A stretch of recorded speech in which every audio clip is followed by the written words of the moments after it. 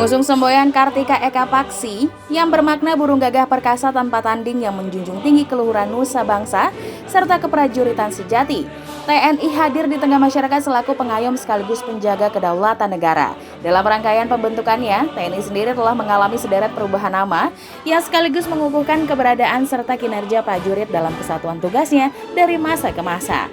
TNI juga merupakan alat pertahanan negara yang berfungsi sebagai penangkal terhadap setiap bentuk ancaman militer dan ancaman bersenjata, baik dari luar dan dalam negeri, di mana kesatuan TNI menjadi garda terdepan dalam menghalau segala bentuk ancaman terhadap kedaulatan, keutuhan wilayah, dan keselamatan bangsa. Di Indonesia, sistem kemiliteran kita terbilang istimewa. Bila menelusuri berbagai literatur di bidang kemiliteran modern, profil dan model kemiliteran di Indonesia memang memiliki keunikan dan kekhasannya tersendiri dengan adanya struktur komando teritori yang kita kenal dengan Komdam atau Komando Daerah Militer yang membawahi Komando Resort Militer atau Korem, dan selanjutnya di bawah Korem ada Komando Distrik Militer atau Kodim di tingkat kabupaten dan kota. Kodim sendiri memiliki tugas pokok menyelenggarakan pembinaan kemampuan kekuatan serta menyelenggarakan pembinaan teritorial untuk menyiapkan wilayah pertahanan darat dan menjaga keamanan wilayahnya. Dulu kita juga mengenal istilah ABRI yang merupakan singkatan dari Angkatan Bersenjata Republik Indonesia. ABRI sendiri dipimpin oleh seorang Panglima ABRI atau Pangap yang membawahi 4 institusi, yaitu Angkatan Darat, Angkatan Laut, Angkatan Udara, dan Polisi. Setelah reformasi pada tahun 1998, MPR pun menetapkan pemisahan tugas antara tentara dengan polisi. Ketiga angkatan yakni Angkatan Darat, Angkatan Laut, dan Angkatan Udara berubah nama menjadi Tentara Nasional Indonesia yang memiliki fungsi untuk pertahanan negara. Sedangkan Polri atau Kepolisian Republik Indonesia menjadi institusi yang memiliki fungsi untuk penegak hukum, ketertiban, dan keamanan negara.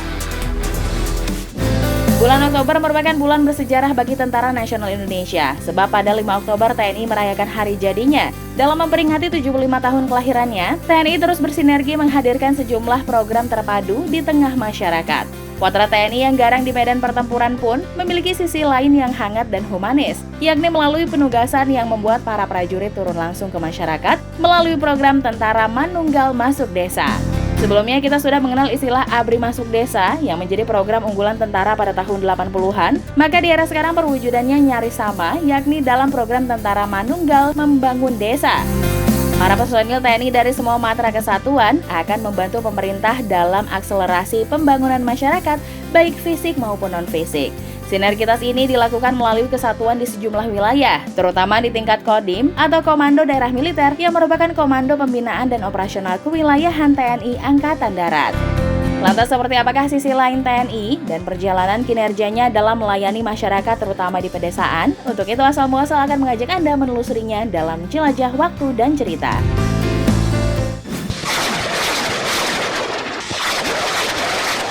Tentara dengan seragam lengkap yang tengah berada dalam barisan perang atau mengawal dan menjaga marwah bangsa di perbatasan maupun aksi melawan terorisme sudah menjadi pemandangan yang kerap kita temui.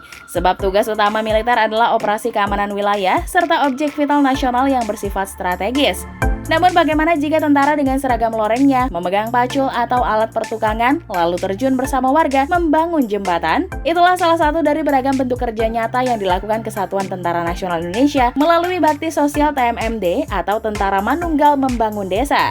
Seperti yang baru-baru ini dilaksanakan oleh Kodim 0727 Karanganyar yang melakukan sejumlah kegiatan bersama masyarakat di Desa Jatiwarno. Dibantu warga setempat, para anggota TNI bahu-membahu membangun jembatan yang jadi penghubung antar desa. Jembatan ini merupakan komponen penting sehingga diperlukan percepatan pembangunannya guna mempermudah akses warga dari Dusun Wonosari dalam melaksanakan kegiatan sehari-hari yang nantinya dapat berdampak pula pada roda perekonomian desa. Langkah nyata dalam upaya akselerasi pembangunan desa ini dikomandoi langsung oleh Dandim Letkol Infanteri Ihsan Agung Widyo Wibowo dan didampingi oleh tim pengawas dan evaluasi yang dipimpin oleh Letjen TNI Muhammad Effendi, juga Bupati Karanganyar yang turut menyaksikan renovasi rumah tidak layak huni di Desa Jatiwarno.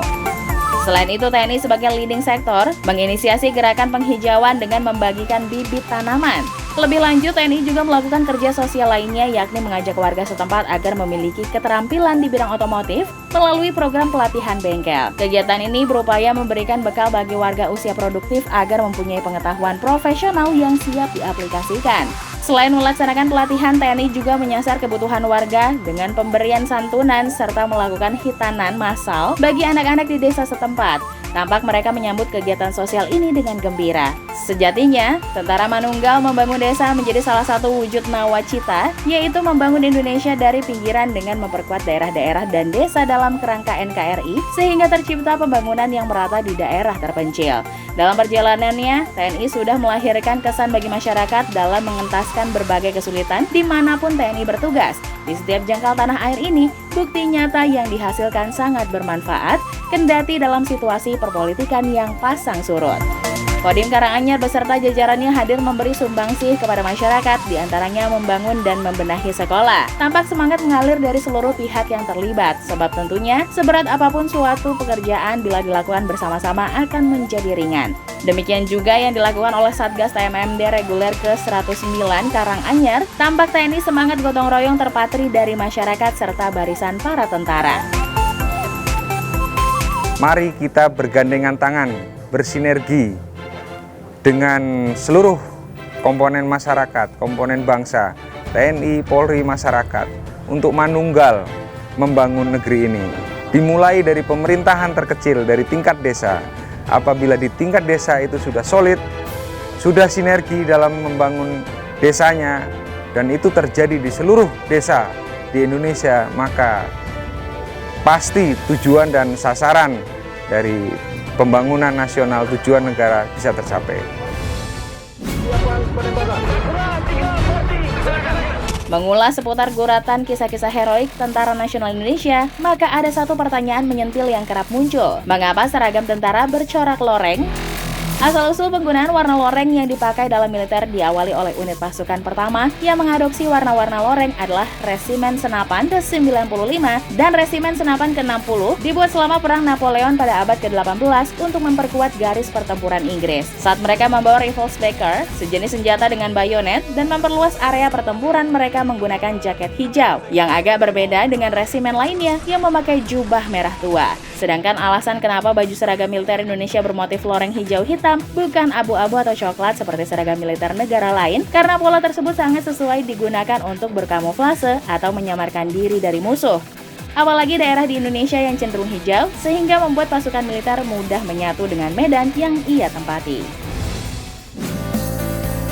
Itulah rangkaian potret kegiatan TNI serta sejarah seragam loreng yang kini menjadi corak dan melekat pada diri Tentara Nasional Indonesia.